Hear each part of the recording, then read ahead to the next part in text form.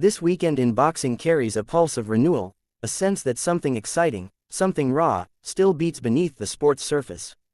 The stage is set across Europe and America, from the thunderous Braehead Arena in Glasgow to the frosty peaks of Zakopane, Poland.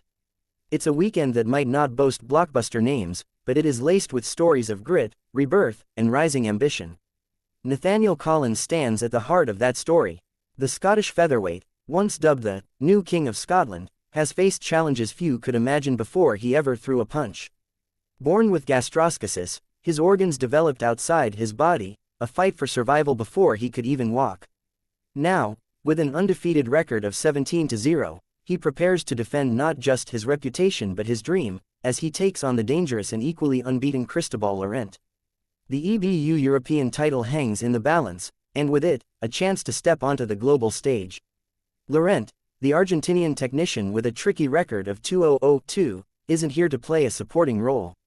His style is patient, tactical, and grounded in the kind of discipline that frustrates brawlers. Collins will need more than raw heart. He'll need timing, control, and an unwavering belief that destiny is still on his side.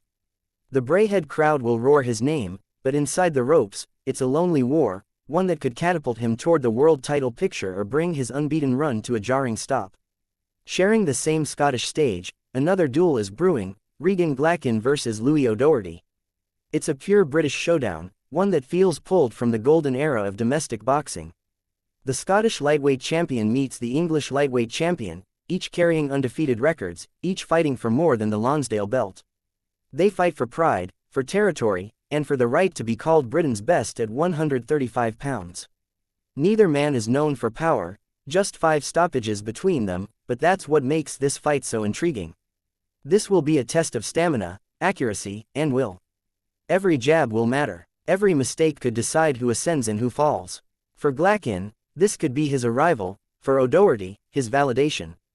Both men know that after this, nothing will ever be the same again. Meanwhile, over in Poland, a veteran of the sport looks to make history. Mateusz Masternak, the warrior from Wrocław, stands just one victory away from his 50th professional win. It's not just a number, it's a lifetime of sacrifice, of aching knuckles and early mornings. He's 38 now, and yet his fire hasn't dimmed. This weekend, against the determined Joel Tambwe Jaco, Masternak will attempt to reclaim the EBU European Cruiserweight title he first held 12 years ago. It's a poetic journey. Masternak has fought across continents, faced world champions, and endured heartbreaks that would have ended most careers. But he continues, and perhaps it's fitting that his chase for 50 wins happens at home, in Zakopane, surrounded by the very fans who have cheered him through every chapter of his long, stubborn career. Across the Atlantic, another fighter is chasing his moment. Umar Zambakov, the Austrian-born, Los Angeles-based light heavyweight, is ready for his biggest test yet. At 12-0, he has quietly built a reputation for power and precision. Now, for the first time, he headlines a U.S. card. His opponent, Artem Brusov, is no pushover, 13-1 with 12 knockouts. It's a matchup that promises violence, momentum, and revelation. Zambakov's promoter has whispered of big things, potential contracts with Zuffa Boxing, a future among the elite at 175 pounds. But all of that depends on Friday night. One great performance could send him rocketing up the ranks. One mistake could send him back to obscurity. The stakes are enormous, the pressure immense, and that's exactly how great careers are forged. And then, of course, there's the lingering heavyweight question, the one that refuses to fade. Anthony Joshua and Tyson Fury. For the first time since 2007, we've reached a year without either of them fighting. The sport feels the absence like a heartbeat gone quiet. The world still whispers their names. Will they return? Will they meet? Will the great British heavyweight saga finally get its conclusion? Rumors swirl that talks have quietly resumed.